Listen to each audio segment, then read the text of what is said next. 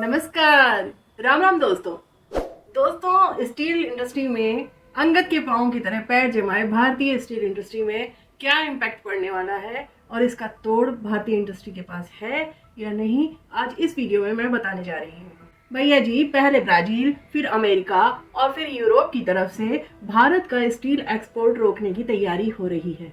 तो ये सुनकर हमारा माथा ठनका और जब हमने इसके बारे में पता किया तो हमने भी इस फैसले को अपने सिर आंखों पर लिया, क्योंकि इस फैसले से केवल यूरोप या अमेरिका या और देशों का ही फायदा नहीं होगा, बल्कि भारत का भी फायदा होगा। लेकिन सिर्फ फायदा ही नहीं होगा, नुकसान भी होगा, वो भी शुरुआत में। अब कैसे, यही बताने के लिए तो ये वीडियो बना रही हूँ मैं। अब भारत जो है तकरीबन 170 देशों में अपना स्टील एक्सपोर्ट करता है आज की डेट में।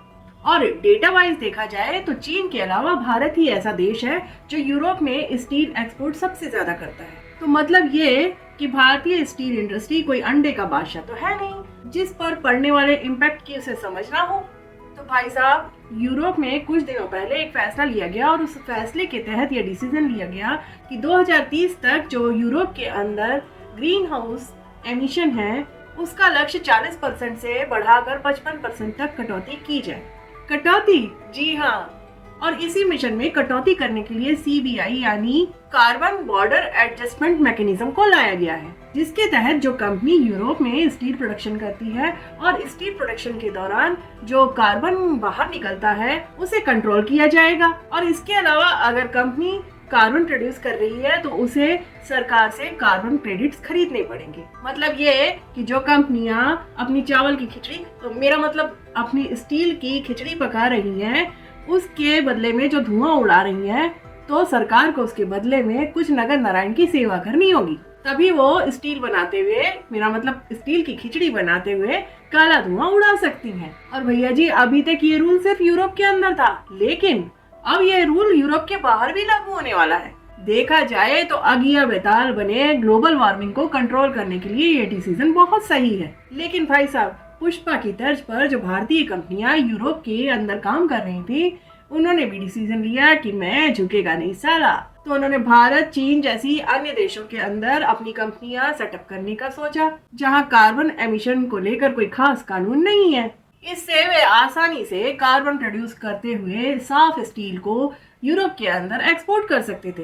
लेकिन भैया जी, अभी यूरोप ने डिसाइड कर लिया है कि जो भी स्टील बाहर से आएगा उसको पूरी तरह मॉनिटर किया जाएगा, और अगर उस स्टील को प्रोड्यूस करते हुए कंपनी ने कहीं भी कार्बन का उत्सर्जन किया तो उसे कार्बन क्रेडिट लेने पड़ेंगे, वरना यूरोप के अंदर उस स्टील को एंटर करने नहीं दिया जाएगा।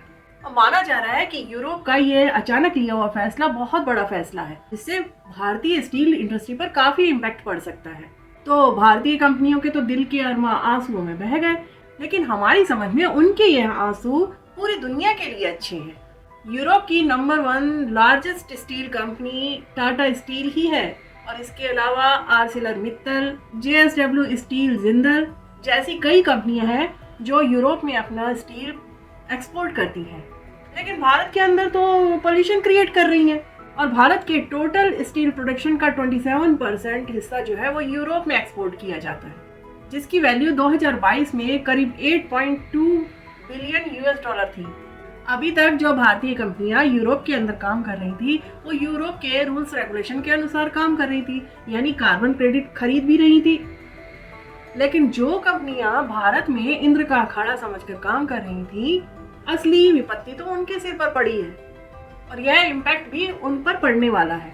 तो भाई साहब, 8.2 बिलियन US डॉलर वाली इंडस्ट्री पर क्या इम्पैक्ट पड़ने वाला है और यूरोप इसके लिए राहत देगा कि नहीं, यह देखने वाली बात है।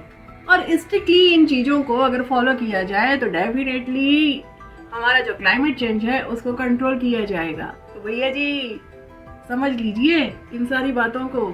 हमारी समझ में तो भारतीय कंपनियों को अपनी जिम्मेदारी समझनी चाहिए। तो अगर आपको पसंद आया हो तो वीडियो को लाइक कीजिए और चैनल को सब्सक्राइब कीजिए, बेल आइकन बटन दबाइए और मेरे वीडियो को ज़्यादा से ज़्यादा शेयर कीजिए। मिलती हूँ अगले वीडियो तक, तब तक के लिए राम राम।